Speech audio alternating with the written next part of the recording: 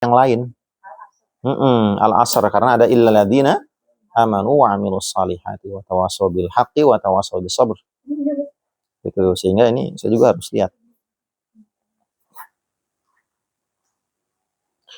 A'udzu billahi minasyaitonir rajim. Bismillahirrahmanirrahim. Wattini wazaitun wa turi wasturi sinin wa hadzal baladil amin. Laqad khalaqnal insana fi ahsani taqwim. Tsumma radadnahu asfala safirin illa alladhina amanu wa amilus solihati falahum ajrun ghairu mamnun. Fama yukadzibuka ba'du biddin alaysa Allah bi ahkamil hakim. Wattini wa zaitun, nama buah-buahan. Kemarin sudah jelas, Allah bersumpah dengan nama buah-buahan. Apa maksudnya kemarin? Catat tidak? Wattini wa zaitun wa turi sinin wa hadzal baladil amin, itu apa maksudnya? Yang pertama itu nama buah. Yang kedua nama tempat. Yang ketiga nama tempat. Allah bersumpah dengan nama buah-buahan dan nama tempat dan juga nama tempat. Sumpahnya ada 3 di sini. Kalau ada sumpah, pasti ada maksud dari sumpah. Maksud dari sumpahnya ayat ke-4. Demi ini, demi ini, demi ini sesungguhnya, begitu. Itu maksud dari sumpah.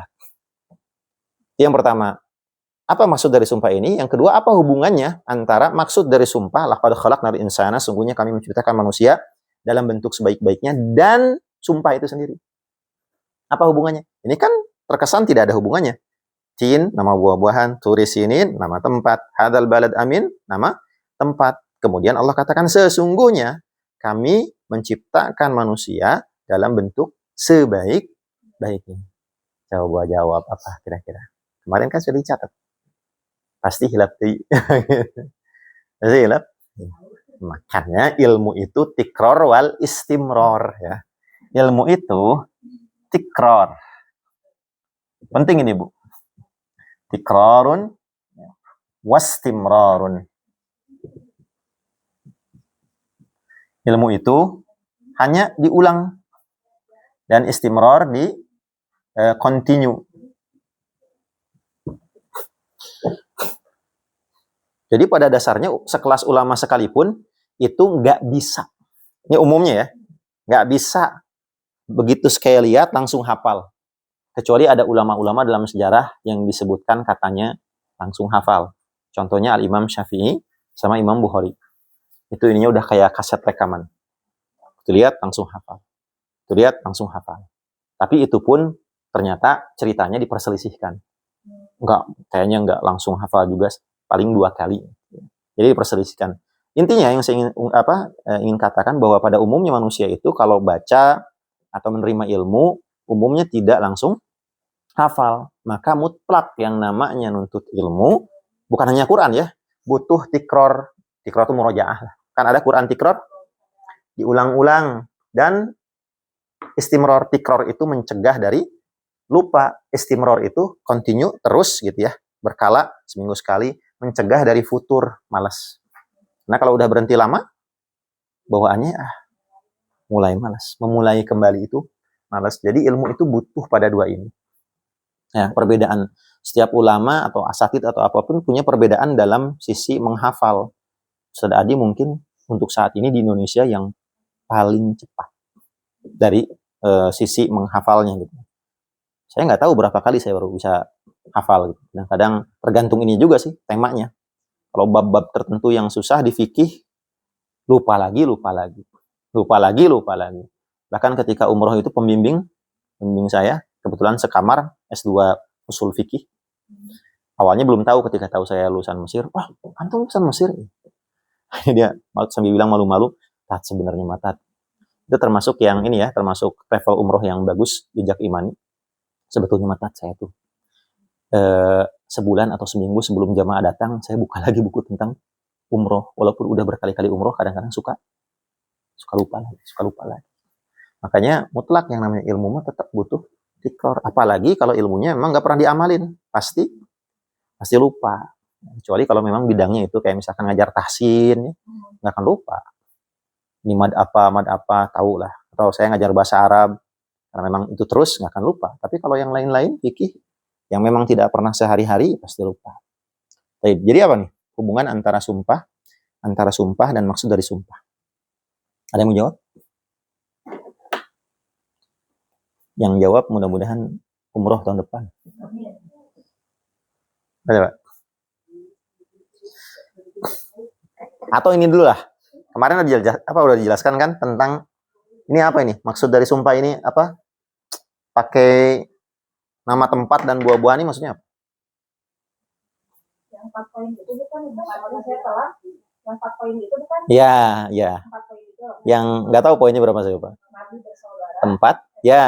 Ajaran yang dibawa Rasulullah. Ya, itu tadabur. Ya, ini wattini wa zaitun. Wattin wa zaitun tempat kelahiran Nabi Isa alaihis salam. Wa turi sinin tempat penerimaan wahyu Nabi Musa, gunung Tursina. Tursina di mana? Di Mesir. Ya. Jadi sepintas seperti buah-buahan dan nama, tapi setelahnya ada nama tempat sehingga kata ulama ini maksudnya bukan sekedar buah-buahan, tapi tempat di mana di situ banyak terdapat buah tin dan zaitun. Di mana itu? Di Baitul Maqdis, Yerusalem. Disitulah Nabi Isa lahir. Sehingga ini tempat lahirnya Nabi Isa. Yang kedua, tempat menerima wahyunya Nabi Musa. Wa hadzal baladil amin.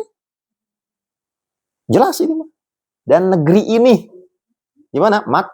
Makkah, tempatnya Nabi Muhammad SAW. Baru yang 4 poin itu, Bu, yang tadi, itu pelajarannya. Dari 3 ini, apa pelajaran yang bisa diambil?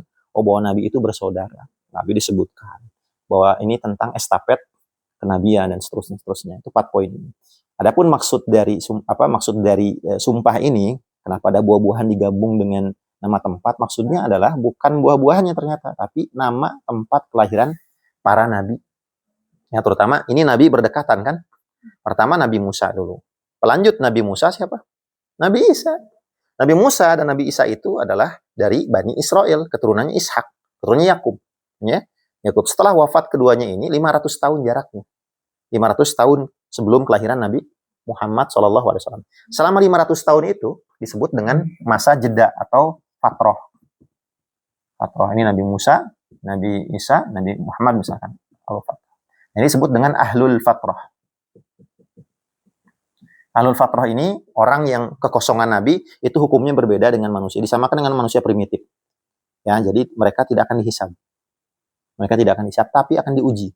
Dengan sekali uji di akhirat sebelum masuk surga atau masuk neraka, diuji dengan satu ujian. Kalau gagal langsung masuk neraka. Kalau berhasil langsung masuk surga. Ini ahlul fatroh. Contoh ahlul fatroh seperti ibunya Nabi Muhammad SAW. Kemudian Waraqah bin Naufal yang ketemu dengan Nabi Muhammad SAW. Itu contoh-contoh ahlul fatrah. Atau ya sudah itu ahlul fatrah. Jadi hukum mereka disamakan dengan orang primitif yang tidak pernah mendengar tentang Islam. Sama sekali. Itu hukumnya beda. Ya, baik. Wattini wa zaitun wa turi sinin wa hadzal baladil amin. Laqad khalaqnal insana fi ahsani taqwim. Kalau kita berbicara tentang nabi, ini kan anggaplah sumpah ini maksudnya adalah nabi, kelahiran para nabi. Nabi itu tugasnya apa? Berdakwah. Mengajak manusia menuju pada hidayah. Mengembalikan manusia pada fitrah. Yang tadinya menyembah berhala, fitrahnya dibalikkan. Menyembah Allah. Kullu mauludin yuladu alal fitrah. Semua manusia itu lahir dalam keadaan fitrah. Suci. Makanya hubungan sumpah ini dengan maksud sumpahnya bahwasanya ini bercerita tentang manusia dan fitrahnya. Makanya ayat 4, laqad khalaqnal insana fi ahsani taqwim. Sungguh telah kami ciptakan manusia dalam bentuk sebaik-baiknya. Nah, di sini ada 2 tafsir. Kata ulama, fi ahsani taqwim itu ya umumnya ini aja. Anggota tubuh, fisik. Kata Ibnu Asyur, oh no, tidak. Ini secara spesifik atau secara khusus karena sebelum-sebelumnya berbicara tentang para nabi dan tugas para nabi itu mengembalikan manusia pada fitrah, ini berbicara bukan masalah fisik. Fitrah itu adanya di mana di sini? Jiwa, di hati. Ini berbicara tentang jiwa, ini berbicara tentang hati. Bagian yang paling takwim, yang ahsan, yang paling terbaik pada diri manusia itu sesungguhnya bukan fisiknya. Kata Ibnu Asyur, ulama terkenal, ulama kontemporer, punya hadis ya. Hadis punya tafsir Ibnu Asyur, kata beliau, bukan, ini tidak sedang berbicara tentang fisik, tapi sedang berbicara tentang hati. Makanya ayat setelahnya itu ada illal ladina amanu. amanu wa amilus sholih, tentang iman. Iman itu pekerjaan hati, bukan pekerjaan fisik. Ya, ini salah satu tafsiran yang saya lebih condong pada beliau. Walaupun kalau tafsiran umumnya, ya ahsani taqwim ini sepertinya bukan hanya hati, tapi semuanya. Ya fisiknya juga Allah buat sempurna. Ya bukan hanya fisik, tapi manusia juga punya tools atau alat detektor untuk mengetahui mana yang benar, mana yang salah. Punya bawaan fitrah. Fitrah itu apa? Kecenderungan kebenaran, kecenderungan, kecondongan pada kebenaran. Itu fitrah. Dari kata fatara. Fatara. Sahabat Nabi Ibnu Abbas pernah bingung makna kata fatara. Apa sih fatara? Dari fitrah itu dari kata fatara, fitrah. Fitrah. Fatara. Apa sih maksudnya dari fitrah itu? Kata Ibnu Abbas bingung. Sampai ada dua orang Arab Baduy. Orang Arab Baduy itu orang yang paling bagus ya bahasanya, bahasa Arabnya paling fasih. Saling berebut tentang terkait sumur. Terus dia salah satunya bilang, "Inni fatartuha."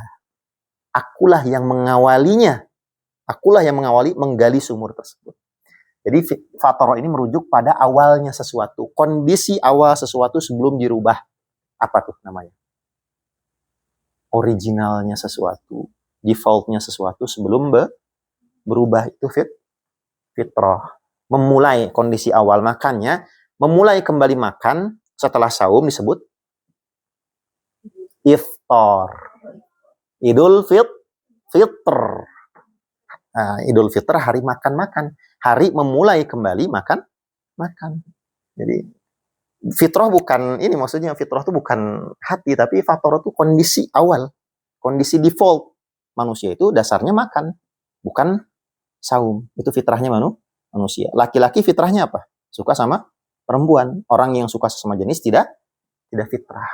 Nah, jadi antara sumpah dan maksud sumpah itu berbicara tentang fitrah. Bahwa tugas para nabi ini mengembalikan manusia atau mengingatkan manusia, mengajak manusia untuk kembali pada fitrah, yang mana fitrah ini merupakan bagian terbaik yang ada pada diri manusia. Letaknya di mana? Di hati, di jiwa, bukan pada tubuhnya. Ya, karena ada orang yang secara fitrah tubuhnya luar biasa ya, sehat segala macam. Taunya tiba-tiba pas ngomong ketahuan kemayu. Nah, ini enggak fitrah. Badannya gede tapi ternyata kemayu. Suka sama jenis. Ini tidak fitrah. Laqad khalaqnal insana fi ahsani taqwim. Jadi ketika Allah mengatakan laqad khalaqnal insana, langsung nih ya, pikiran kita tuh, iya manusia itu tidak ada yang mengawali harinya menjadi seorang preman. Nggak ada kan? Bayi lahir dengan bawa identitas preman, udah tatoan dan seterusnya, nggak ada. Bahkan identitas agama tidak ada, hanya saja dikuatkan oleh dalil bahwa kullu mauludin yuladu alal fitrah fa abawahu alladzani yuhawidanihi au yumajjisanihi. Semua anak lahir dalam keadaan fitrah, dan orang tuanya lah yang menjadikan dia Majusi atau Yahudi atau Nasrani. Islam tidak disebutkan. Berarti yang dimaksud dengan fitrah adalah Islam. Kecenderungan aslam itu kan artinya condong pada Allah, tahu Allah. Nah, hanya kalau lihat di YouTube ya, saya sering lihat kalau bulan Ramadan tuh ada anak kecil yang minta orang tuanya untuk ikutan tarawih. Dengar azan, si anak ini kayak ada rasa pengen ikut ke masjid. Itu fitrah. Ya, sebelum dikenalkan dengan apapun itu fitrah. Tapi kemudian orang tuanya lah yang menjadikan dia Yahudi, Majusi, dan Nasrani. Kalau seseorang lolos dari ideologi orang tuanya katakanlah Yahudi atau Kristen, tapi kemudian dia memilih untuk Islam, oke, dia sudah lolos ujian pertama. Ujian keduanya lingkungannya. Lingkungannya. Ya. Siapa yang nanya waktu itu? Yang ini ya. Makanya ada, maaf, kejadian sekarang ya, yang salah seorang syekh itu dari Mesir, Sam, ada yang sempat bertanya ke saya, Ustaz, katanya kalau ngafal Quran kan hafalannya bisa hilang, atau orang yang hafal Quran tuh ya setidaknya mencegah dari seperti itu.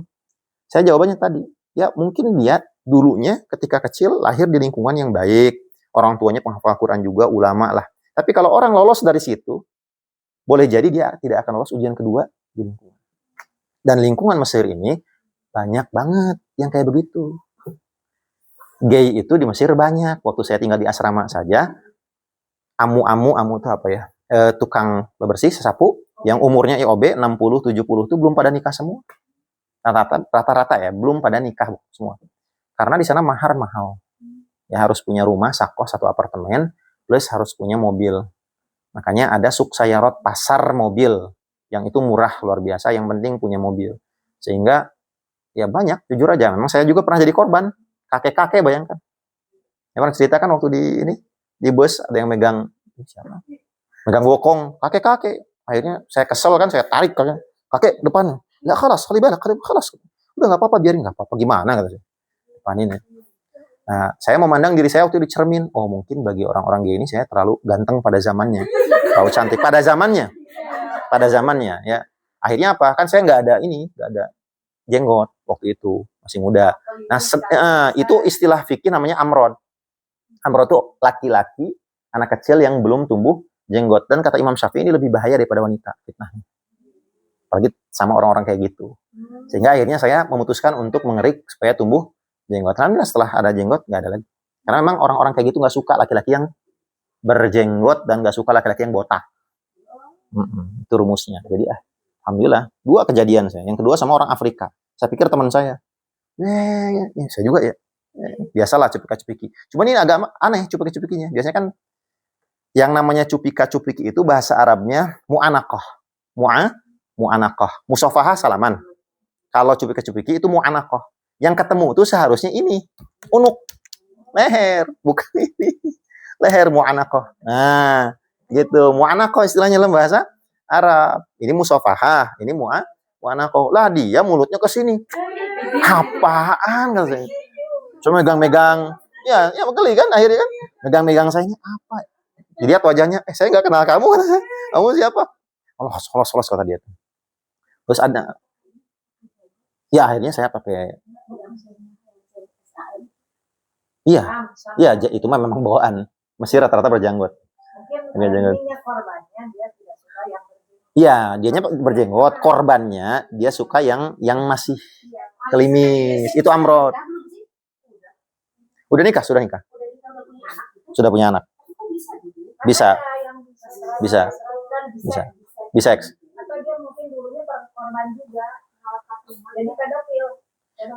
Iya.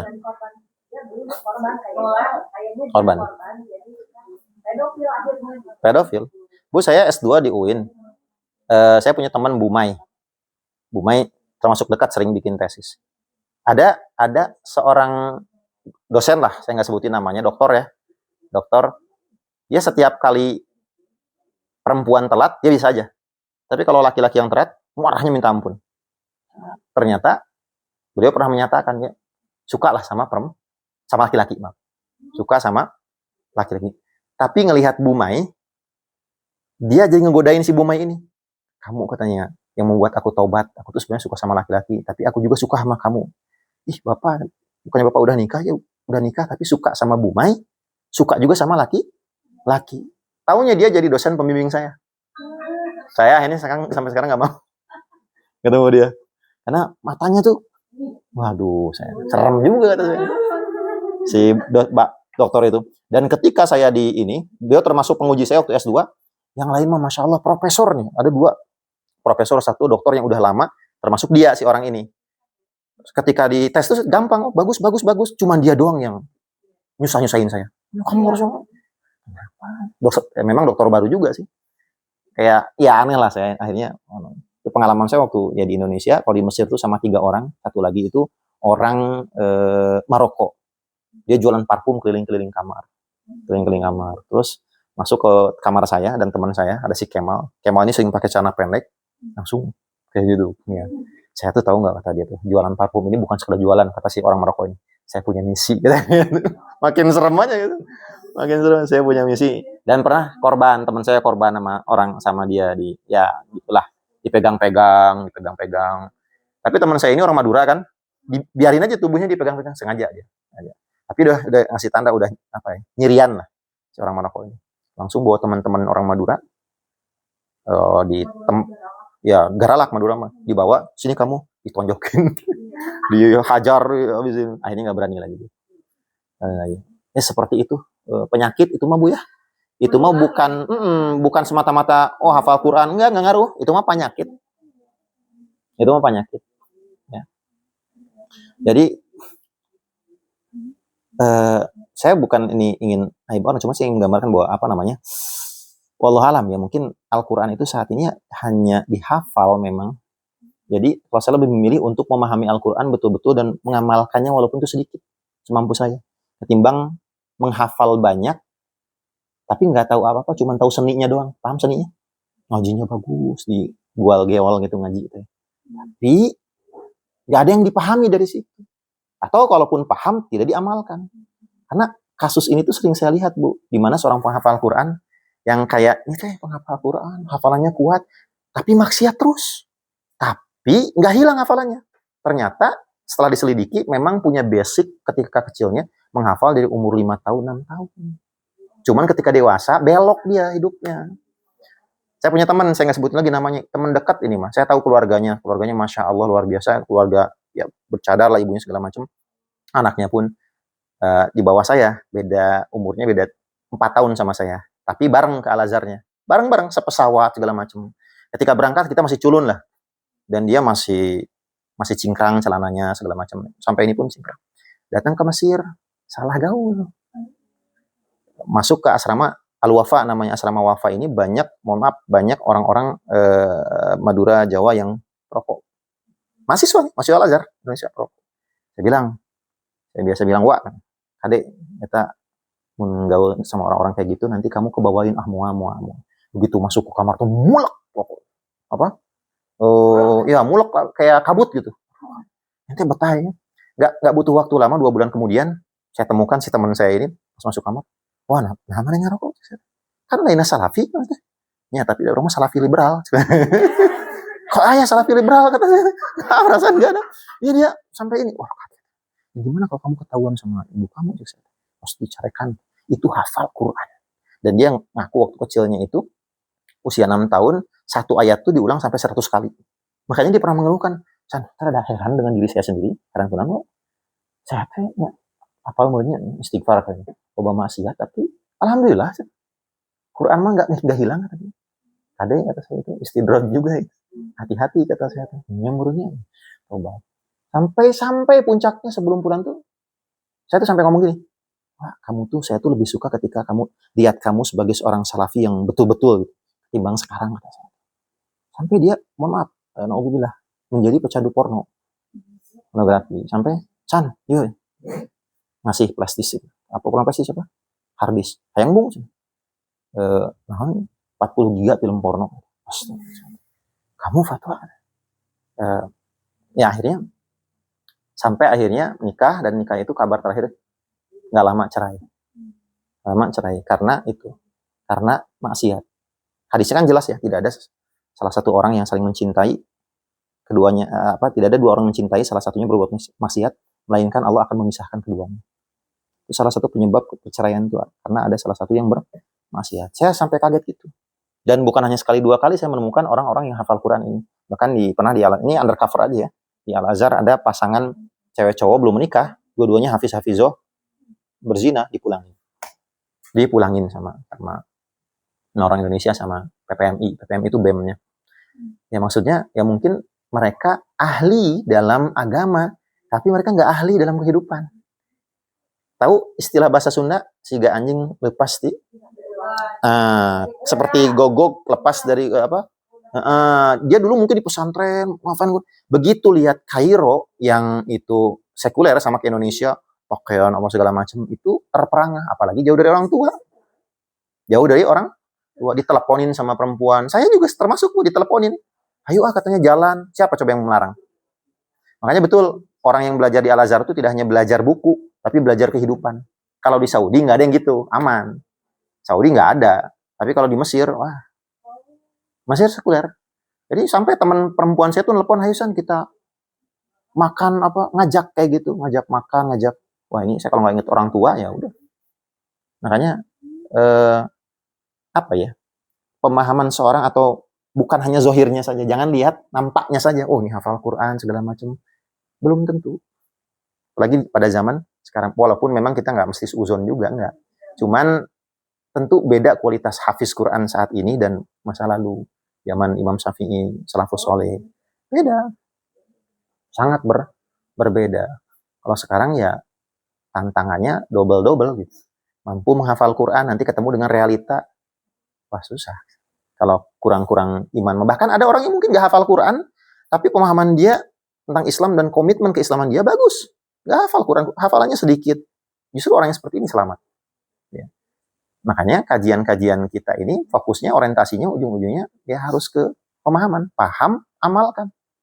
Yang sudah kita pahami, amalkan. Yang belum dipahami, jangan diamalkan. Ya. Karena realita ini nggak akan melibas siapapun. Setan itu nggak akan dikasih, oh iya mah Ustadz, tau diganggu karunya, nggak ganggu. Oh ini mah kiai nggak. Nah itu salah satunya kasus Sam itu. Yang saya juga nggak mengerti gitu, kenapa bisa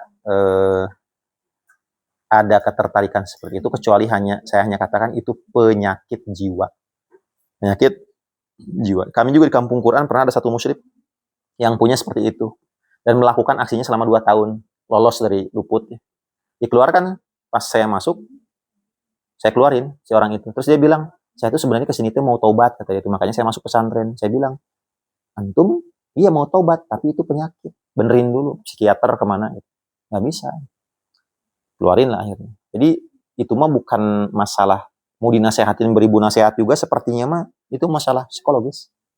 Harus psikiater, harus diobatin penyakit jiwa. Makanya kan ancaman Rasul, kalau kamu ketemu dengan kaum liwat, kaum penyuka sesama jenis, maka bunuhlah korban dan pelakunya. Bunuhlah korban dan pelakunya. Nular. Nanti korban jadi pelaku umumnya ya. Dan itu kejadian di pesantren kami waktu itu pernah. Si ustadz ini melakukan ke si ini, setelah keluar ustadznya dikeluarin, si ini jadi pelaku. Dikeluarin juga ini. Gitu. Jadi itu penyakit. Ya, mungkin bisa itu atau apa?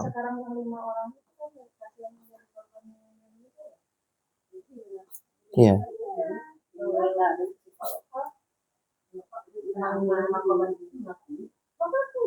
Bukan 5.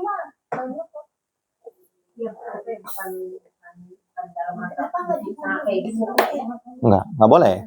Jadi maksud kata-kata Rasul dibunuh di sini kalau sudah ada institusi resmi umat Islam. Apa institusi resmi umat Islam? Kekhalifahan. Nggak boleh dilakukan secara lokal. Kita nemu, kita bunuh, nggak boleh. Kita yang masuk penjara. Nggak boleh. Nggak sah. Rajam dan lain-lainnya, kisos itu nggak boleh lokal.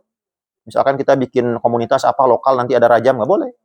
Yang berhak untuk melakukan seperti itu institusi Islam, itu khalifah. Dan saat ini khalifah belum ada, jadi nggak boleh. Ya sudah aja pakai hukum positif. Hukum positif, kira-kira gimana ini? Penjara dan seterusnya. Gitu. Paham ya? Jadi masalah fitrah ini bagi siapapun. Ya kasihan pastinya Bu, kasihan.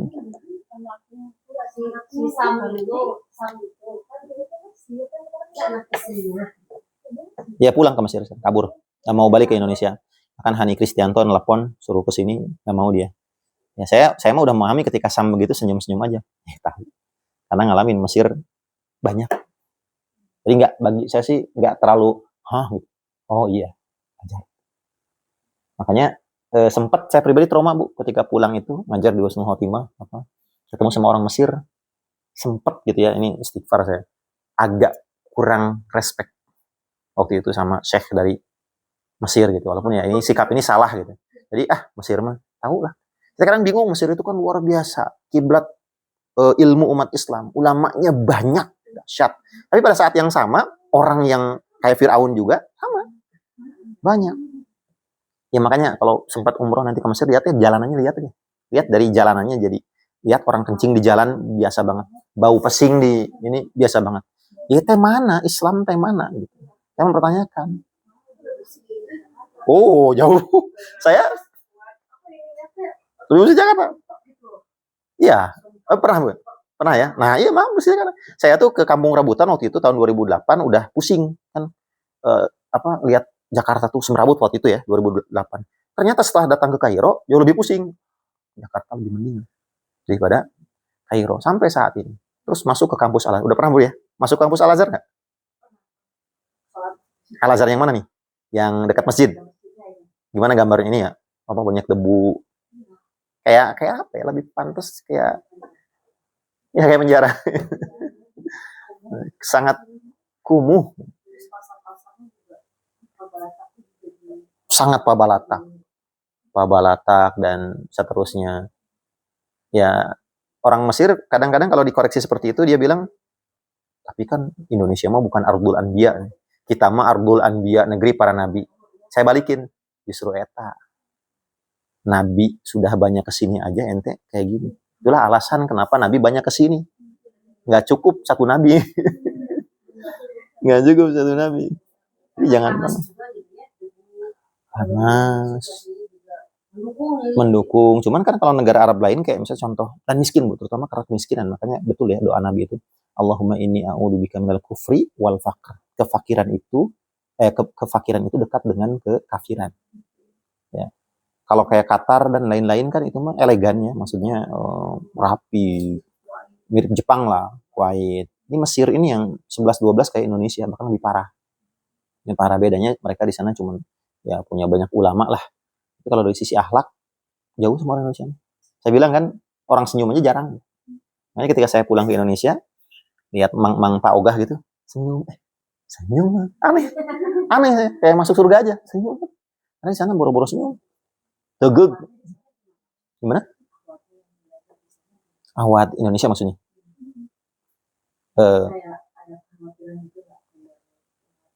Oh iya, ada. Oh di sana Ahwat kalau itu nggak aman kalau Ahwat aman. Walaupun saya sempat dengar di asrama Ahwat ada orang Somalia, Ahwat Somalia yang melakukan seperti itu. Ya, Somalia itu katanya. Saya nanyakan ke teman Ahwat, itu di Ahwat ada nggak ya? Ada orang Somalia rata-rata. Kalau di laki-laki orang Pakistan, orang Maroko, itu udah kasih tanda tuh. Pakistan, Maroko, ya korbannya itu kebanyakan Thailand. Tahu kan Thailand kan cantik-cantik. Ada yang panjang ininya rambutnya. Saya kira perempuan taunya. Laki-laki bahaya ya saya tuh. Ya, panjang tapi ya gitulah Thailand ya. Thailand kan asrama itu ada orang Thailand, ada orang, dan satu lagi orang Rusia. Orang Rusia, laki-laki orang Rusia. Karena antrian kami orang Indonesia itu kan sebaris dengan orang Rusia. Saya lihat anak-anak orang Rusia merah ininya. Terus saya pikir itu perempuan, ternyata laki-laki. Makanya Imam Syafi'i pernah mengusir anak laki-laki yang belum tumbuh, yang diusir karena fitnahnya jauh lebih besar daripada perempuan. Katanya seperti itu, kata Imam Syafi'i. Nah itulah bukan penting ya. Ya akhirnya saya numbuhin jenggot supaya terhindar dari hal-hal seperti itu. Karena jenggot itu ciri maskulin laki-laki. Biasanya jarang-jarang gitu kalau yang berjenggot kemayu, itu jarang biasanya. Gitu. Kamu ya, terkait dengan fitrah. Laqad khalaqnal insana fi ahsani taqwim, tsumma radadnahu asfala safirin. Nah, manusia Allah berikan fitrah, lahir dalam keadaan fitrah. Namun kemudian radadnahu asfala safirin. Kami kembalikan dia ke tempat yang serendah. Daburnya di sini bahwa titik terendah seorang manusia adalah dari fitrah. Asfala safirin itu usia lanjut, usia tua, manusia takwimnya, bentuk badannya apa segala macam ketika muda cantik biasa, ya. Tapi ketika tua itu berbeda dengan ketika muda. Jadi gini, Imam Ghazali pernah bilang begini, laisa fil imkani abda mimma kana. Tidak ada sesuatu di dunia ini yang lebih indah, melainkan segala sesuatu ketika masih kondisi aslinya. Ketika masih kondisi aslinya. Handphone ini enak ya, ketika baru dibeli mah lancar, tunggu 11-20 tahun lagi, terus setengah rupa. Ya, pencet ini yang muncul ini. Pencet ini yang muncul udah error. Jadi kata Imam Ghazali, segala sesuatu, tidak ada sesuatu yang lebih indah melainkan segala sesuatu sebagaimana mestinya atau sebagaimana kondisi awalnya, kondisi aslinya. Ya, pemuda-pemudi ketika muda mah ganteng, cantik, mungkin mereka tidak akan kepikiran suatu saat bakal tua, gitu kan. Coba ketika tua. Pernah lihat kan artis before dan after ketika usia muda? Gak nyangka bahwa si nenek-nenek tua ini dulunya ini cantik. Sampai seperti itu. Jadi sampai ada ulama yang bilang begini, tidak aneh sebetulnya fakta penciptaan itu menciptakan dari sesuatu yang tidak ada menjadi ada itu memang ajaib lah, memang katakanlah aneh. Tapi yang lebih aneh lagi, sesuatu yang ada berubah menjadi sesuatu yang lain, tidak seperti semula. Jauh lebih aneh. Beli mobil bagus gitu ya, tapi 2 tahun, 3 tahun kemudian, 10 tahun kemudian karena dipakainya jorok, akhirnya ya teh mobil Mercedes, nah saya juga naik mobil angkot karena nggak pernah dirawat. Jadi sesuatu yang tadinya bagus tiba-tiba berubah menjadi anak-anak yang tadinya lucu-lucu, pas udah gede ya teh yang dulu lucu tiba-tiba udah pakai anting, udah tatoan. Jadi akan jauh lebih aneh ketika sesuatu itu berubah menjadi tidak seperti dulu lagi. Nah ini maksudnya tsumma radadnahu asfala safirin. Tafsiran yang pertama usia tua. Tafsiran yang kedua asfala safirin itu tempat terendah untuk orang-orang rendahan. Kami akan kembalikan manusia yang melenceng dari fitrahnya. Jadi manusia yang melenceng dari fitrahnya itu adalah orang rendahan. Allah akan sediakan tempat terendah jahanam untuk orang-orang rendahan, yaitu orang yang melenceng dari fitrah. Walaupun kemarin saya menyebutkan Imam Malik punya makna tersendiri tentang orang-orang rendahan. Orang rendahan adalah orang yang menjual agamanya untuk dunia, untuk kehidupan dia, untuk perut dia. Itu orang rendahan. Orang yang menjual agamanya untuk perut dia, itu orang rendahan. Nah, kata Imam Malik, orang yang paling rendah, yang lebih rendah daripada itu adalah orang yang mau ditipu dengan motif agama. Orang yang mau ditipu, mau aja dibodoh-bodohin dengan motif agama. Ibu ya, kalau ibu bayar ke saya sekian-sekian, nanti saya kasih nih zikir. Ini zikir ini belilah misalkan, atau apa kayak 1 miliar nanti, atau 100 juta, nanti ibu begini-begini, nanti otomatis masuk surga, nanti otomatis husnul khotimah dan seterusnya. Nah, ini orang paling rendah, kata Imam. Nah, yang mau dibodohin dengan motif agama oleh tokoh-tokoh agama yang menyimpang. Ya contohnya kalau kita lihat saat ini kan kayak yang bisa bahasa semut itu siapa? Yang bisa bahasa semut. Macaulay itu. Bukan yang viral di ini yang bisa bahasa semut. Mama Gupron. Iya, nggak tahu Mama Gupron? Oh, nggak tahu, ya udah saya kasih tahu. Mama Gupron, coba lihat. Abang itu dikoreksi sama saya. Mama Gupron, mama bukan mama. Mama itu kan ajengan. Itu saya heran, ada aja pengikutnya. Ada aja pengikutnya. Ini mah bukan nyeritain aib atau gibah ya, karena memang maaf kesesatannya jelas gitu. Bisa bahasa semut, bisa ya heran lah, tapi punya pengikut gitu. Nah, itu Indonesia mah intinya mah mau jadi apapun pasti ada pengikutnya. Saya ngaku nabi pasti saya ada pengikutnya. Misalkan gitu ya. Jadi laku di Indonesia. Apalagi kalau bawa-bawa isu agama ya, di kampung lagi. Itu mah ya, insya Allah agak nyentrik dikit, insya Allah lah itu dianggap kiai gitu. Di kota mungkin tidak akan berlaku, tapi kalau di daerah-daerah kampung yang terpencil, bawa isu agama, ngebodohin orang, misalkan saya jualan air doa gitu ya, saya dihargain misalkan 200.000, 500.000, laku. Sediain 20, nah itu orang. Ya sempat nyantri dulunya, tapi basicnya pembina pondok pesantren. Tapi kan latar belakangnya pengamen ibu. Latar belakangnya pengamen, nyantri, jadi punya pondok pesantren, dan mengajarkan bahasa semut. Gitu. Nah, jadi ibu yang mau belajar kursus bahasa semut, silakan ke beliau. Inama koli, nggak tahu, saya nggak paham. Ya saya heran bu, kok bisa ya gitu, di Indonesia tuh laku semuanya gitu. Iya. Kita yang serius ngajarin agama, bikin kurikulum, bikin bahasa Arab, nggak laku. Tapi ngajarin bahasa semut, pengikutnya banyak. Saya mau bikin ntar bahasa jin. Iya SDM bu. Saya nggak paham. Jadi ceramahnya juga kayak main-main, kayak apa, tapi ayat pengikutnya. Kalau yang serius kadang-kadang nggak. Betul ya, itu tuhud dan wa'ul.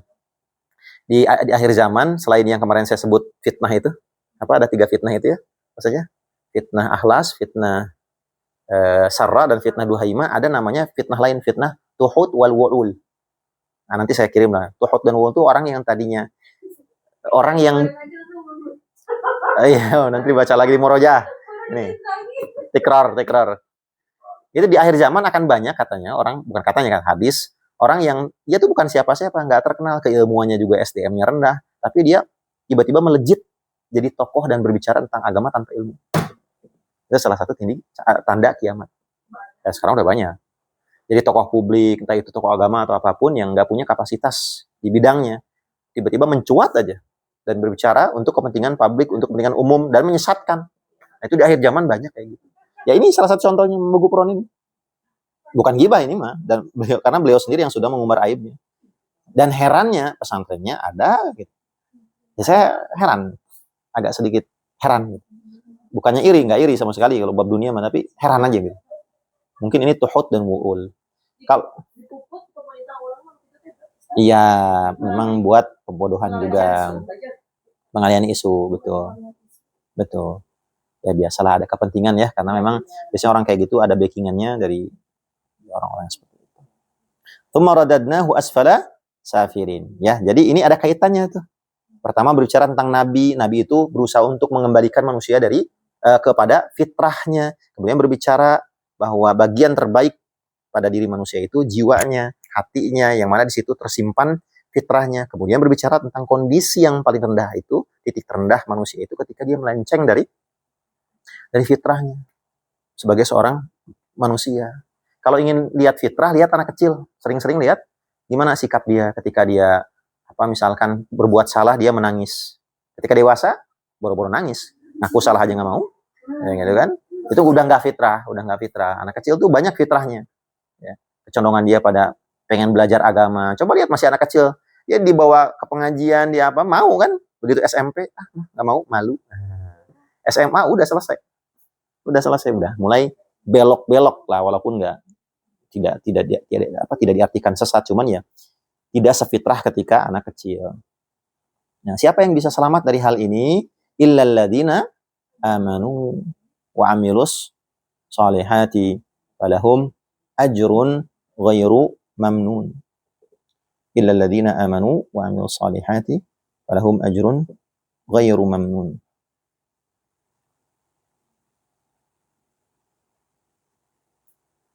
Nah, jadi ada pengecualian orang-orang beriman.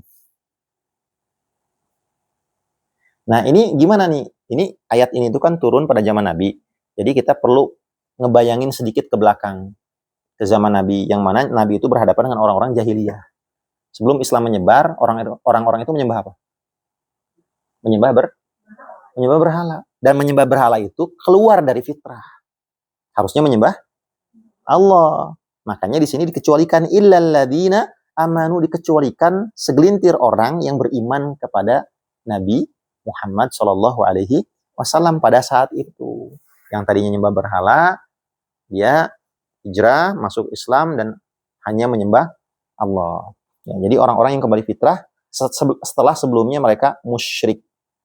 Nah, ini maksudnya adalah orang-orang Muslim pada zaman Nabi sebelum mengenal dan kemudian masuk Islam.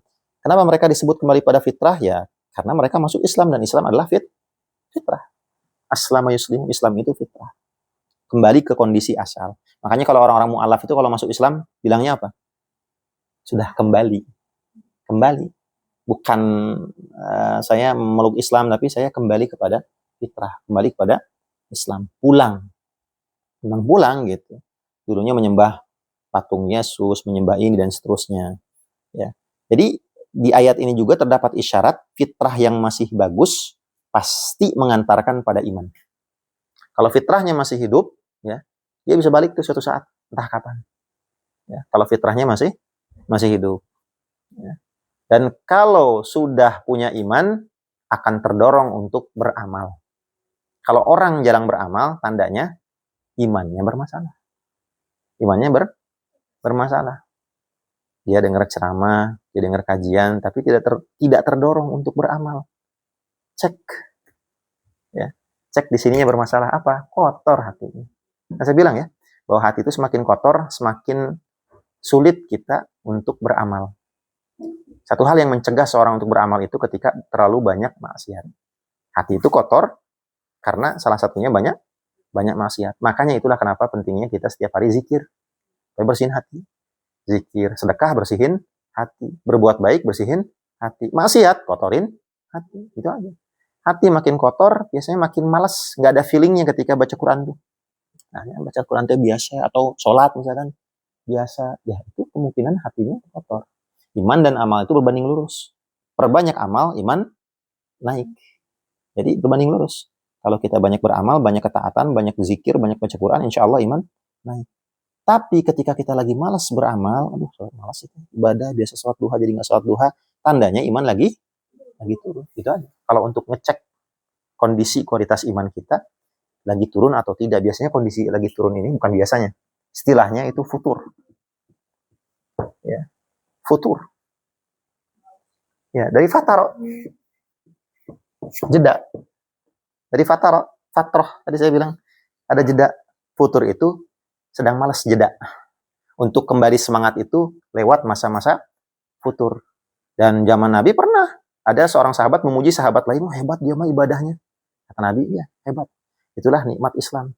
Tapi ingat, itulah masa-masa semangat. Mohon maaf, itulah masa-masa semangat. Tapi ingat, di setiap masa semangat itu ada futurnya. Di setiap masa semangat pasti ada jeda masa futur. Cuman tadi ya yang pernah saya bilang bahwa futurnya kita sama futurnya ulama beda. Futurnya kita sama ulama beda. Futur itu degradasi keimanan. Berkurangnya keimanan. Kalau ulama futurnya ya itu kan lagi malas berapa? 3 juz gitu ya. Lagi malas baca Quran itu 3 juz, itu teh futur. Itu futur Imam DT itu. Teman saya juga, Ustaz Dadan namanya. Ustaz Dadan Hamdani. Sehari berapa? Saya iseng-iseng nanya. Sehari berapa? Ya kalau lagi malas 3 juz. Malas. Bagi kita itu prestasi. Begitu gitu. Prestasi. Makanya hal yang dianggap buruk oleh kelas ulama itu dianggap baik oleh kelas-kelas orang soleh biasa. Gitu, orang soleh biasa. Bahkan guru saya waktu di Masjid Habibur Rahman itu Ustaz Abdul Aziz Rauf ya. Pertama kali beliau khatam dalam hidupnya, 30 juz dalam hidupnya.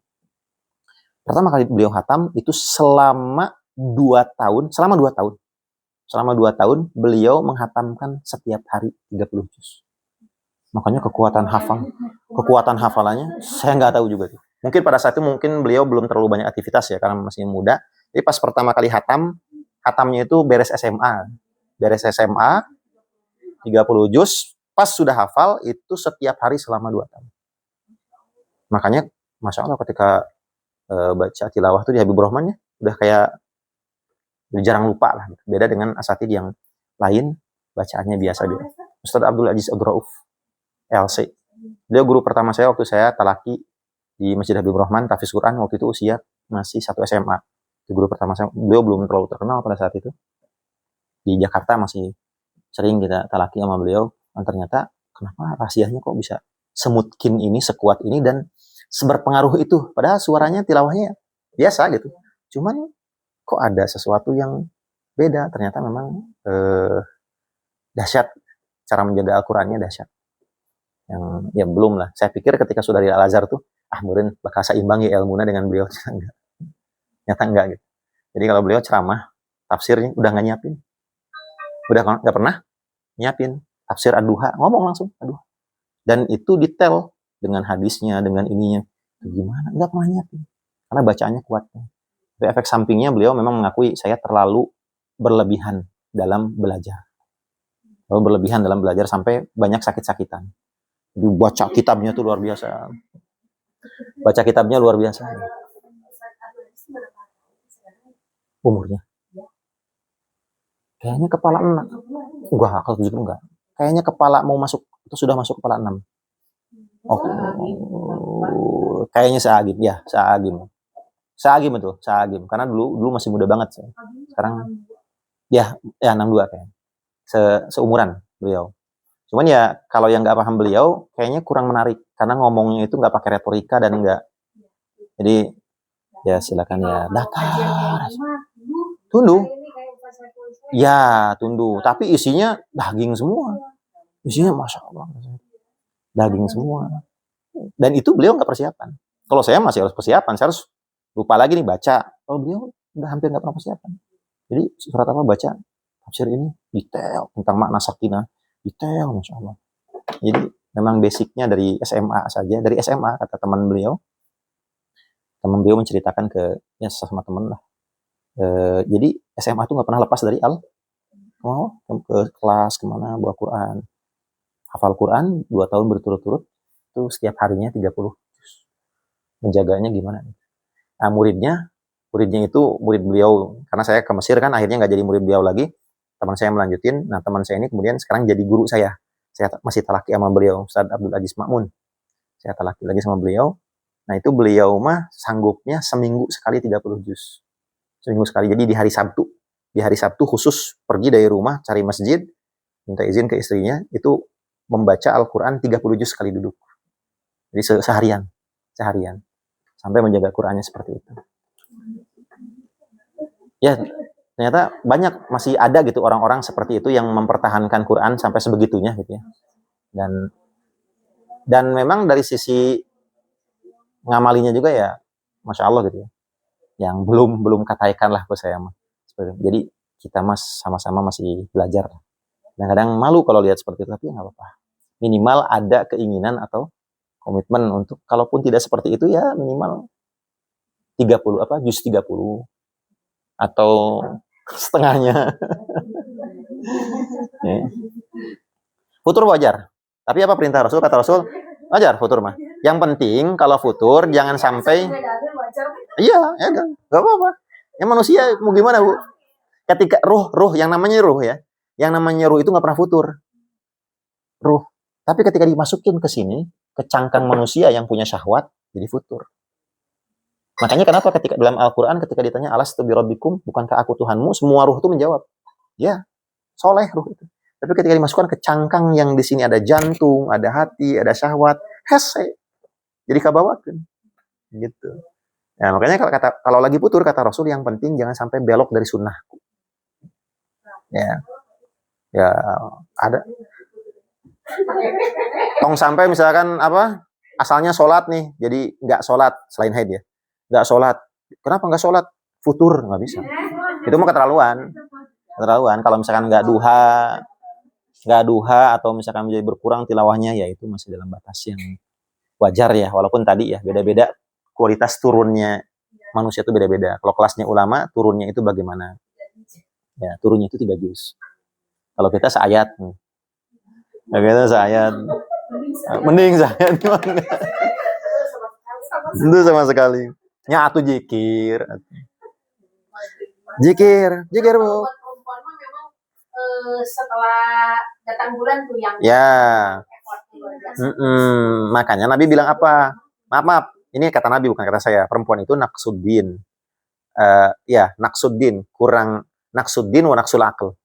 Naksuddin wa naksul akal. Kurang agamanya dan kurang akalnya. Bukan menghina ya.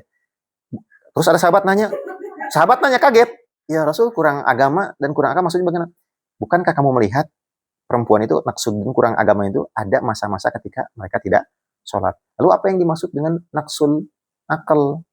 Naksul akal itu bukan berarti nggak pinter, bukan, tapi melebihkan perasaan ketimbang. Makanya persaksian wanita itu 2 orang wanita, 1 laki-laki. Orang wanita mah harus 2, laki-laki mah cukup 1. Gitu. Jadi memang itu fitrah wanita. Ya mau nggak mau harus diakui gitu. Itu bukan dalam rangka mengejek, tapi memang faktanya wanita itu melebihkan perasaan ketimbang logika. Karena ternyata itu bukan kekurangan. Kadang-kadang ada hal yang tidak bisa dihadapi laki-laki, tapi bisa dihadapi oleh perempuan lewat perasaannya. Contohnya kalau malam-malam punya bayinya nangis. Kalau laki-laki, gandeng, ada isu kerja, logika. Kalau perempuan, perasaan digendong. Jadi perasaan juga bisa jadi keunggulan pada satu momen tertentu, tapi bisa menjadi kelemahan pada momen yang lain. Begitu pula logika, bisa jadi keunggulan pada momen tertentu. Ketika mengambil kebijakan, segala macam, tapi bisa jadi kelemahan pada momen yang lain. Makanya, hunna libasul lakum, wa antum libasul lahunna. Hubungan antara laki-laki dan perempuan itu hubungan saling melengkapi. Kenapa? Karena dua-duanya juga kurang. Maka wanita yang ingin laki-laki ideal dan laki-laki yang ingin wanita ideal mau manggih, tidak akan ketemu. Karena dua-duanya kurang. Dua-duanya diciptakan untuk saling melengkapi. Hunna libasul lakum wa antum libasul lahunna. Begitu. Ya, sekali lagi illal ladzina amanu wa 'amilus solihati. Ya, apa tadi ayatnya itu? Illal ladzina amanu wa 'amilus solihati falahum ajrun ghair mamnun. Saya mau bertanya satu hal di sini. Di surat Al-Asr ada kan ayat ini? Illal ladzina amanu wa 'amilus solihati wa tawasaw bil haqqi wa tawa. Pertanyaan saya sederhana. Kenapa enggak disamakan aja ayatnya? Di sini misalkan illal ladzina amanu wa 'amilus solihati wa tawasaw bil haqqi wa tawasaw bis sabr. Kenapa di sini illal ladzina amanu wa 'amilus solihati tapi tidak ada wa tawasaw bil haqqi wa tawasaw bis sabr? Ini ada ilmunya sendiri. Sebenarnya dalam tafsir itu namanya ilmu munasabah. Ilmu mengait-ngaitkan antara ayat yang satu dan yang lain, antara surat yang satu dan surat yang lain. Nah, ada ulama mempertanyakan, kenapa di sini illal ladzina amanu wa 'amilus solihati cukup sampai amal soleh aja, kecuali orang yang beriman dan beramal soleh. Tapi kenapa di surat Al-Asr ditambah illal ladzina amanu wa 'amilus solihati wa tawasaw bil haqqi wa tawasaw bis sabr? Ditambah dakwah, ditambah saling mengingatkan dalam kesabaran dan bil haq, kebenaran dan kesabaran. Kenapa di sini nggak ada? Nah, beda? Iya, jelas beda cerita. Nah, oke, beda cerita. Apa cerita yang berbeda? Oke, betul, beda cerita. Apa perbedaan ceritanya? Sederhananya gini, kalau lihat ayat Quran, jangan lihat per ayatnya, tapi lihat ayat sebelumnya, ayat setelahnya. Konteksnya lagi ngomongin apa ini? Nah, itu maksudnya. Lagi ngomongin apa ini? Ngomongin fitrah. Lagi ngomongin fitrah. Dan orang kalau melenceng dari fitrah dikatakan sebagai orang yang ya, rendah. Titik terendah kehidupan manusia itu ketika dia melenceng dari fitrah. Ada yang menafsirkan asfala safilin itu tadi ya, tempat terendah untuk orang-orang rendahan. Mana? Jahannam. Jadi orang yang melenceng dari fitrah ya, terancam masuk neraka Jahannam. Dikecualikan. Kecuali orang-orang yang beriman dan beramal soleh. Orang yang beriman dan beramal soleh mah insya Allah selamat dari neraka Jahannam. Nah, pertanyaannya, balik ke pertanyaan. Lalu kenapa surat Al-Asr illal ladzina amanu wa 'amilus solihati wa tawasaw bil haqqi wa tawasaw bis sabr dan di sini enggak?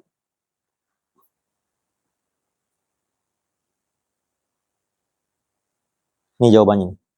Kalau orang nggak punya iman dan tidak beramal soleh, pasti masuk neraka. Pasti masuk. Udah selesai. Kalau orang nggak punya iman, kan di sini yang kecuali kan dua. Illal ladzina amanu wa 'amilus solihat. Berarti ini core inti. Jangan sampai ini nggak ada dalam diri manusia. Jangan sampai nggak ada. Kalau nggak ada, tsumma radadnahu asfala akan kami kembalikan ke tempat yang rendah. Kalau ini sampai nggak ada, kan ini kecuali kan? Kecuali orang-orang yang beriman dan beramal soleh. Artinya apa? Orang yang punya iman dan punya amal soleh tidak akan dikembalikan ke tempat yang rendah gitu. Jadi ini core inti dua. Jangan sampai nggak ada. Tapi ada satu yang boleh nggak ada.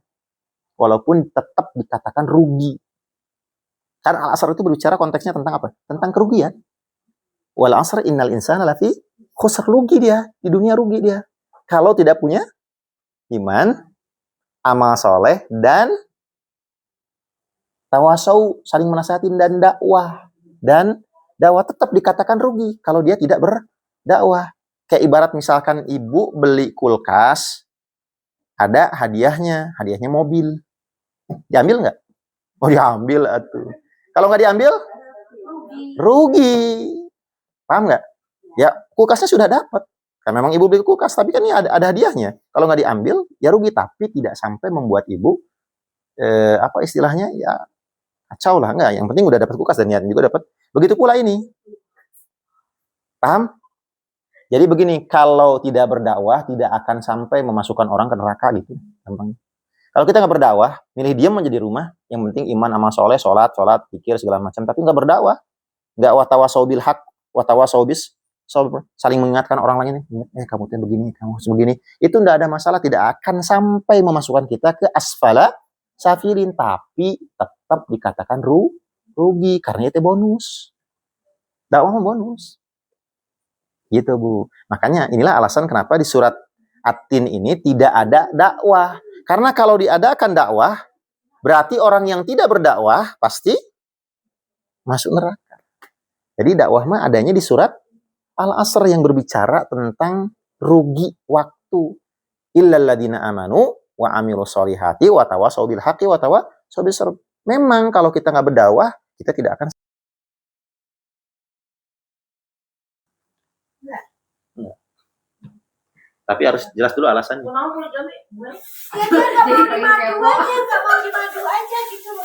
Enggak, alasannya nanti harus spesifik. Kalau nggak, gini kan di Al-Quran juga ada ya, di surat Ali Imran.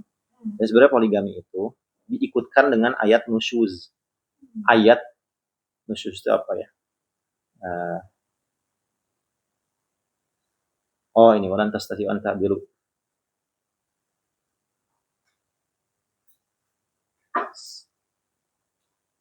Nah ini ya, surat itu di surat An-Nisa ayat 124. Jadi di sini tuh dijelaskan tentang poligami lengkap. Jadi ketika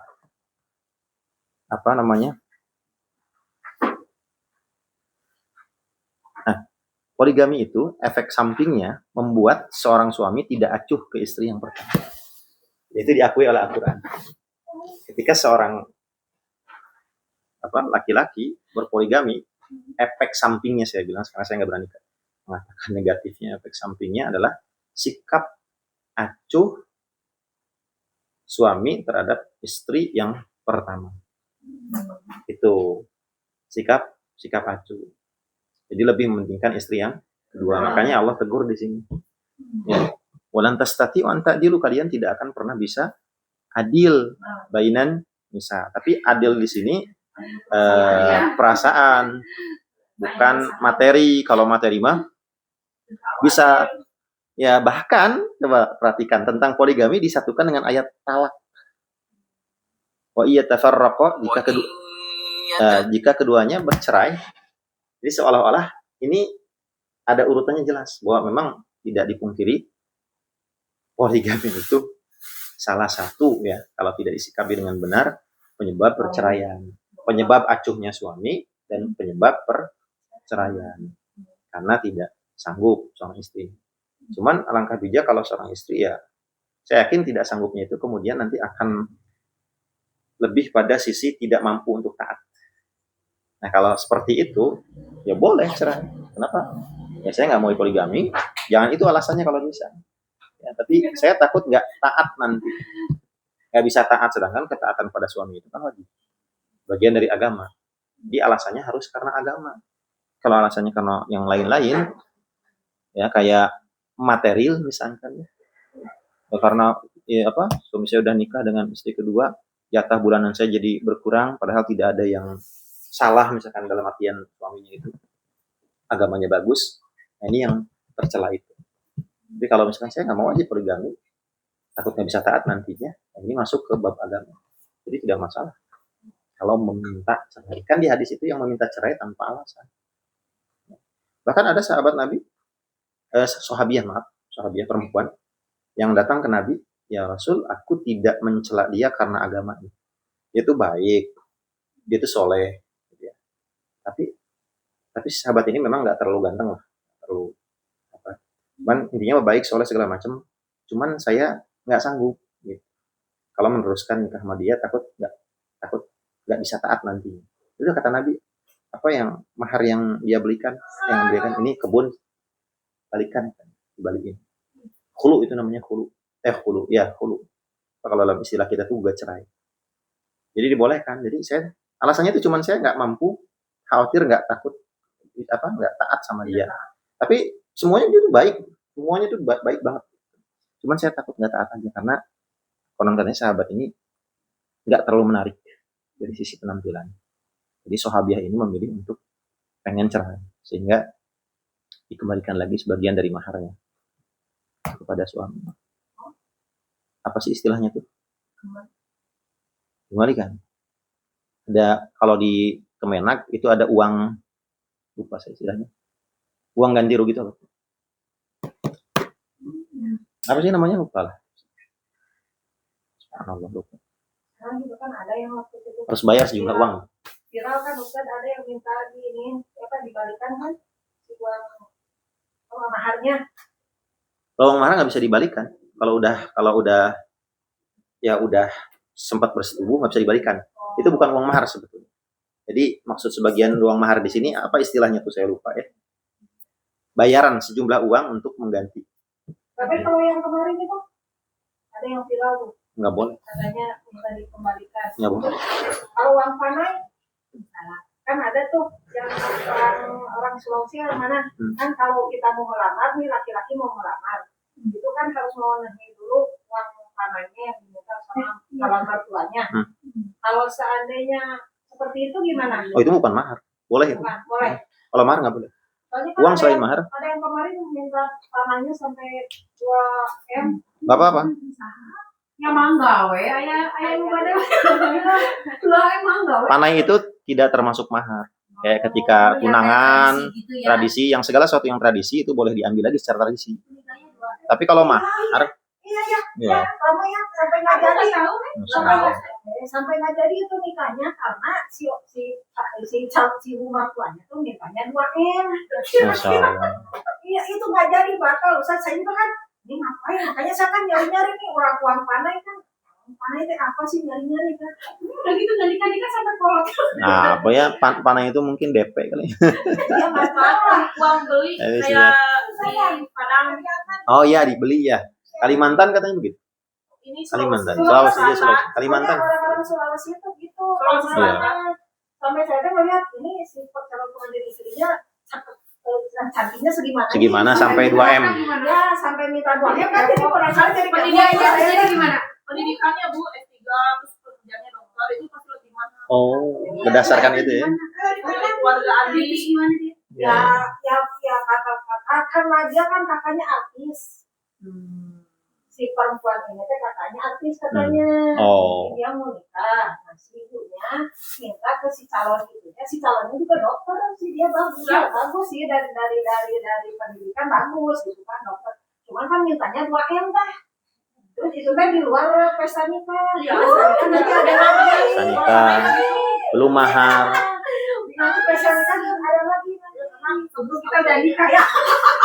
Ceweknya lebih tinggi biasanya. Kalau 2 M ceweknya kuat ya kalau lawan sih biasanya begini lebih tinggi apa enggak cuman kan kaget gitu kan 2 M belum. Besar kalau poligami perlu izin istri pertama, kedua atau ada Izin bagian dari adab. Bukan syariat. Oke, adab ya. Adab. Bagian dari adab. Darah saya. Jadi kan nanti laki-laki begitu. Mampu mendarah. Nanti laki-laki pasti beralasan kan ini bukan fikih, bukan syariat ya, bukan syariat tapi adab. Karena manusia itu tidak hanya diperlakukan dari sisi syariat saja, tapi juga harus diperlakukan dengan adab juga. Kan? Dia tahu ilmunya syariatnya, tapi adab kan lebih tinggi. Ya kira-kira aja kan selama ini yang membersamai suami siapa gitu kan, istri pertama sampai punya anak dan seterusnya. Ya, dari nol. Kayak SPBU. Udah kaya. Betul. Udah kaya cari lagi. Dan itu yang sempat dikeluhkan oleh sahabat Nabi, ada sahabiah Nabi, perempuan, ngeluhin ke Nabi, wahai Nabi, itu si fulan mas, suami saya maksudnya. Dulu ketika saya masih muda, dia tertarik sama saya sampai saya punya anak untuk dia. Sekarang ketika saya sudah tua seperti ini, dia meninggalkan saya. Akhirnya dia ngeluh ke Allah, tembus keluhannya sampai jadi surat. Tahu gak surat apa? Surat apa coba? Ya, Mujadalah ya. Nah, ada tuh kisah sahabiah yang baca kisahnya itu. Iya, itu ada ininya. Dia tuh kalau lihat saya tertarik, pengen punya anak lagi, tapi ketika saya sudah tua seperti ini, saya diabaikan. Akhirnya mengeluh. Nah, qad sami Allah sudah mendengar keluhan seorang wanita. Nama sahabiahnya siapa gitu. Sampai sahabiah ini akhirnya dijadikan pada zaman Nabi dijadikan ahli hisbah. Hisbah itu tukang kontrol pasar kalau ada yang curang. Keras si sahabiah ini, agak kasar lah ke tukang jualan itu. Nah, dikeluhkan sama para tukang jualan di pasar tuh, wahai Umar ini kok begini, ganti aja dia. Dikeluhkan lah intinya. Mana mungkin saya bisa mengganti wanita yang doanya, keluhannya tembus ke langit. Kata sahabat, Umarnya surat Al-Mujadilah. Qad sami Allah qawlan lati. Bisa jadi. Kan orang terzalimi itu doanya naik kabur.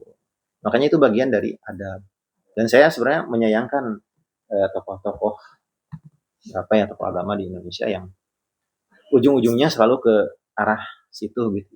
Ya saya paham bahwa laki-laki punya syahwat dan seterusnya.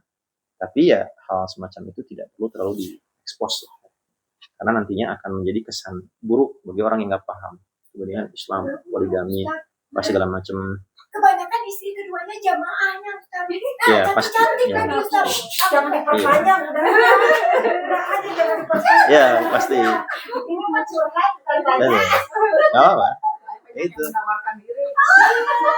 Banyak Ustaz. Dari ke-7 juga. Ya itu kan memang kan fitnah dunia itu apa kata Nabi? Ya, itu mah jelas. Dan itu yang namanya fitnah itu kan beda dengan musibah ya. Kalau musibah bisa dihindari. Kalau fitnah itu sulit dihindari kecuali kitanya kabur. Sulit dihindari kecuali kitanya kayak fitnah dajjal. Apa perintah Rasul pada orang-orang? Jauhi, jauh. Fitnah wanita sekalipun kelasnya ustadz, ulama sekalipun bisa terjerat kalau tidak menjauhi. Bahkan tahu kan cerita pendeta Barsisa, ulamanya Bani Israel, tahu nggak? Yang mana dia tuh solehnya luar biasa, hafiz Quran lah istilahnya kalau kita sekarang. Kenapa? Jatuhnya gara-gara apa? Gara-gara wanita. Makanya ya. Oh iya. Boleh emang nggak dibuka aja. Ini diingetin lagi Bu ya. Kalau kecil gini suka lupa. Nanti bisa lah diobrolin tentang poligami. Bisa berapa bab tentang poligami? Itu bab paling seru ketika saya belajar fikih sama Syekh Jamal. Sama Syekh Jamal. Seru. Dalam artian serunya dari sisi fikihnya ya. Dan yang menarik itu Syekh Jamal ngomong ini, orang Indonesia mah aneh. Dia kan udah lama di Indonesia, ada 5 atau 10 tahun. Ada seorang wanita atau laki-laki datang ke saya mengeluhkan tentang kelakuan suaminya yang ya begitulah, agamanya kurang. Terus dia masih nanya begini, saya perlu cerai atau enggak? Eta mah geus jelas, Syekh Jamal. Cerai aja. Ngapain nanya ke saya? Jadi cerai itu bagi dalam mata Indonesia masih terkesan aib, padahal bukan aib. Kalau sudah jelas kita nggak bisa taat, ya udah cerai selesai. Cuman yang nggak boleh itu kalau alasannya sepele, gara-gara nggak pernah dibikinin cai kopi misalkan, atau gara-gara nggak dibeliin sepatu, yang cerai itu nggak boleh. Jadi kalau misalkan saya nggak bisa taat nih kalau sama dia terus, cerai selesai. Nggak perlu banyak pertanyaan kata Syekh Jamal. Iya ya. Baik, silahkan. Waalaikumsalam warahmatullahi wabarakatuh.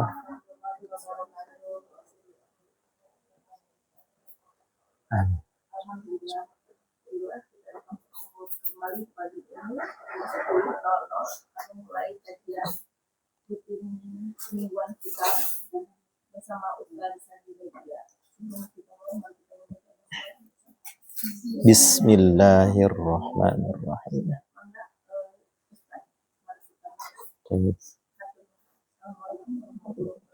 Waalaikumsalam warahmatullahi wabarakatuh. Baik, alhamdulillah rabbil alamin wassalatu wassalam ala nabiyyina Muhammadin wa ala alihi wa ashabihi wa man tabi'ahum bi ihsan ila yaumil wa ba'd.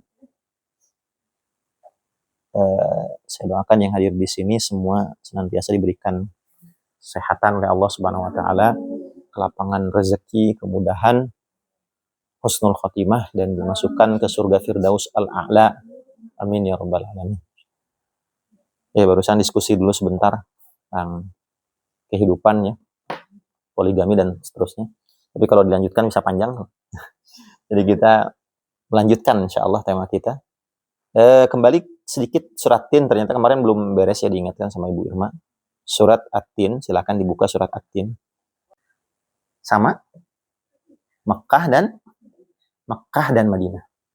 Mekkah dan Madinah. Tapi tahu nggak fakta yang menarik itu apa? Para sahabat Nabi sekitar 120.000 orang kurang lebih setelah Fatuh Mekah dan seterusnya. Nanti coba dicek lagi, itu wafatnya bukan Mekkah di Madinah. Yang tinggal di Mekkah Madinah 40 atau 20.000 orang. Mayoritas keluar dari Mekkah dan Madinah dan meninggal di Suriah, di Palestina, di negeri-negeri lain. Padahal kita tahu bahwa sholat yang nilainya 1.000 rakaat itu, ratusan ribu rakaat ada di Masjid Nabawi dan di Masjidil Haram. Sholat begitu. Kurang gede gimana pahalanya? Tapi pertanyaan menariknya, lalu kenapa para sahabat Nabi memilih meninggal di tempat dia berdakwah? Di Suriah, di Palestina. Bukankah dengan dia diam saja di Mekkah, Madinah, dengan sekedar sholat di Masjidil Haram, pahalanya berapa sih? 100.000 ya? 100.000, satu rakaatnya itu sudah gede. Kenapa meninggal di tempat lain? Coba kenapa? Kayak gimana rinciannya? Yes. Lebih banyak. Tapi kan capek. Kalau di Masjidil Haram kan cuma sholat dapat. Ujian pilihan itu mah. Sahabat Nabi memilih untuk meninggal. Agar mengalir. Kalau di Masjidil Haram saja kita sholat tanpa jariah pun udah gede kan? Betul, nggak apa-apa. Betul. Gini ya. Tapi kan itu mah fokus untuk diri sendiri ya. Kalau di Madinah atau Mekah mah kalau berdakwah ke tempat lain kan jadi berguna. Iya, tapi ujung-ujungnya pengen pahala kan, betul? Dari berdakwah tuh nanti dapat jariah, dan itu gede. Tapi apa yang lebih gede ketimbang sholat 1 rakaat 100.000 dan nggak mesti capek-capek dakwah? Ada hadis Nabi bunyinya begini. Ad-dal 'alal khairi kafa'ilihi. Ad-dal 'alal khair kafa'ilihi. Orang yang menunjukkan orang lain pada kebaikan, maka pahalanya sama seperti orang yang mengerjakan. Ibu ngajarin anak ibu sholat. Kamu sholat. Pertama kali dia bisa sholat, itu lantaran ibu. Ibu meninggal, anaknya sholat terus. Setiap sholat, misalkan katakan pahalanya 100. Ibu udah mati dapat 100. Tanpa mengurangi pahala orang yang sholat ini. Ini jawabannya. Sahabat pergi dari Makkah, Madinah ke Palestina atau ke Suriah. Untuk apa?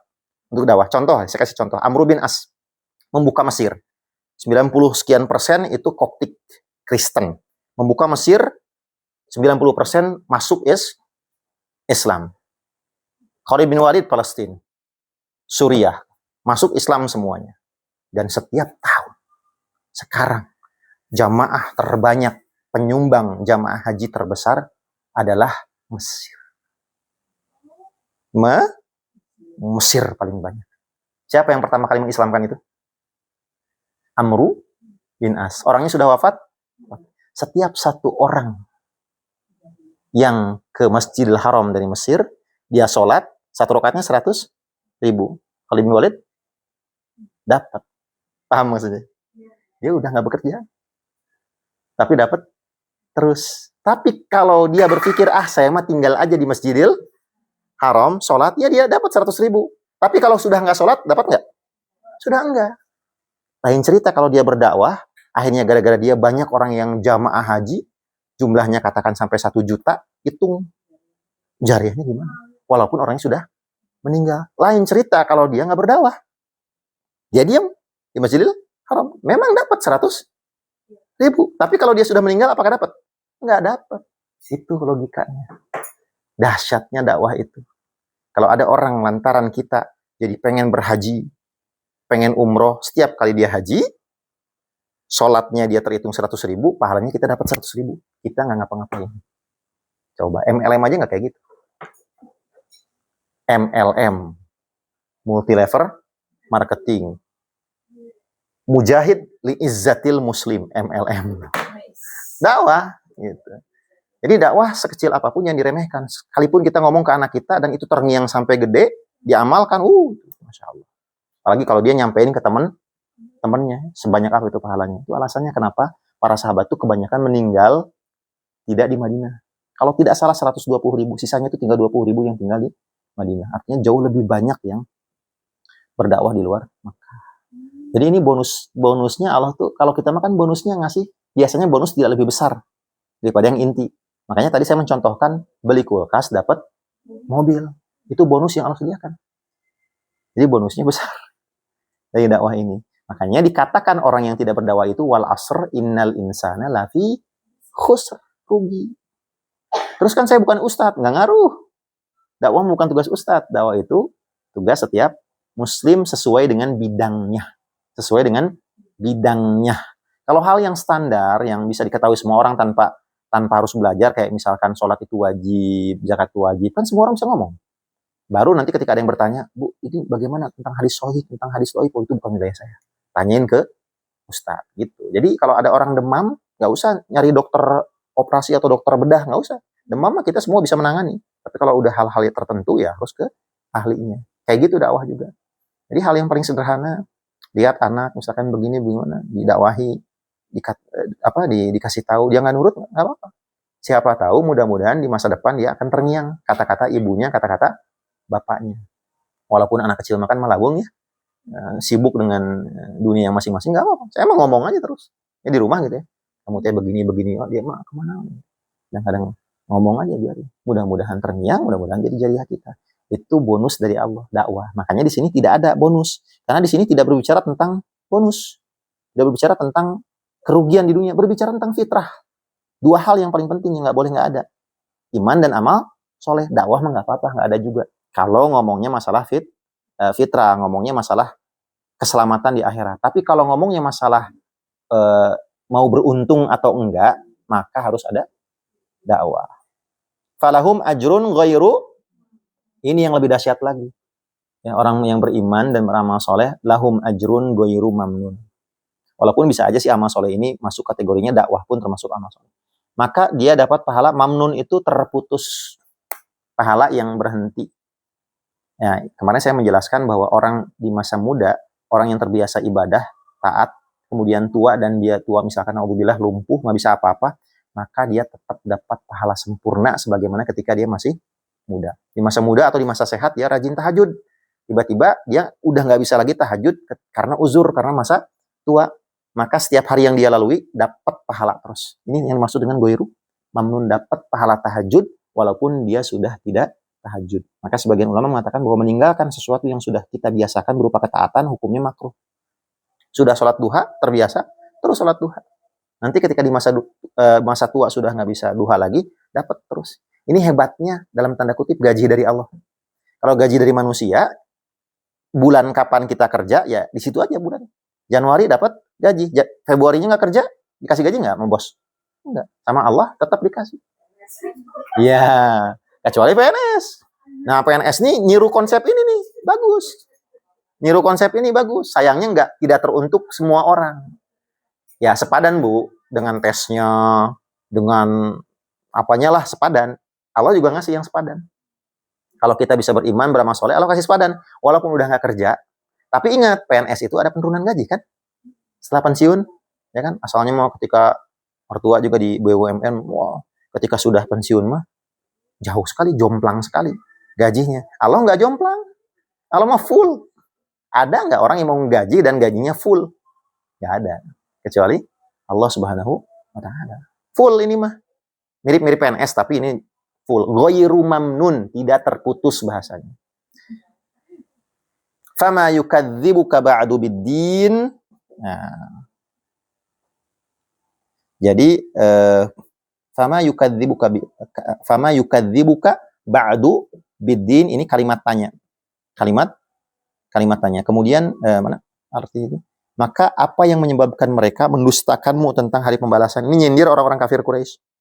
Apalagi yang membuat mereka tidak yakin, tidak percaya tentang hari pembalasan. Allah sudah laqad khalaqnal insana fi ahsani taqwim, sudah membuat mereka menjadi bentuk yang terbaik. Ya. Sudah diberikan petunjuk, didatangkan para nabi lewat isyarat sumpah-sumpah. Sudah didatangkan para nabi, sudah diberikan fitrah bawaan. Diberikan fitrah bawaan. Sudah dilengkapi dengan bentuk yang terbaik. Terus apalagi yang membuat mereka masih tetap mendustakan? Karena nggak mungkin rasanya orang itu, sekalipun dengan lisan dia mengatakan Allah nggak ada, nggak percaya dengan Allah, hati menerima pasti. Fir'aun? Kapan? Sadarnya pas mau tenggelam. Amanna bi Rabbi Musa wa Harun. Jadi betul kata Syekh Ratib Nabusi, masalah iman itu bukan masalah mau atau enggak. Pasti mau semua. Cuman masalah waktu kapan dia mau mendeklar. Mau mengatakan saya beriding bijak yang akan menghukum orang-orang yang tidak yakin. Orang-orang yang melenceng setelah dijelaskan. Ya. Jadi siapapun yang mendustakan Nabi setelah agama ini dijelaskan secara rinci, maka tunggu pembalasannya, nanti Allah yang menjadi hakim yang seadil-adilnya. Itu maksud dari ayat ini. Jadi konteks ayat ini fitrah. Demikian Ibu. Ada lagi yang tanyakan Ibu? Ayatnya. Jadi Masya Allah ya, kalau kita lihat ayat per ayatnya, kita renungi, dahsyat Quran ini. Belum nanti setelah surat ini, surat At-Tin, ada surat Al-Alaq lebih dahsyat lagi. Ya. Cuman memang antara ilmu dan kesanggupan kita aja. Tahu teorinya mah, insya Allah, masya Allah. Tapi berat gitu. Masih berat, itu sesuatu yang lain. Yang penting tahu ilmunya dulu, terserah mau ngamalin mah kapan. Jadi apa yang bisa diamalkan dari sini? Yang bisa diamalkan adalah mendawamkan istiqomah dalam melakukan ketaatan. Supaya dapat falahum ajrun goiru, pahala yang gak terputus walaupun kita sudah tua renta. Dan ada satu doa yang diajarkan Rasul, Allahumma inni a'udzubika minal ajzi wal kasali wasu'il kibar. Wasu'il kibar, di masa renta. Lindungilah aku dari kerentaan yang merepotkan.